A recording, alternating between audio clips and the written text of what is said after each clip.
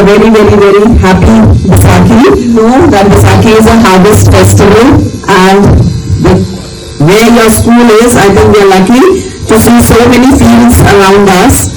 No matter which direction you go to, you will see some wheat field there. Have you all seen? While coming to the school, going back from the school, these wheat fields, and the wheat right now is absolutely golden. So it is ready to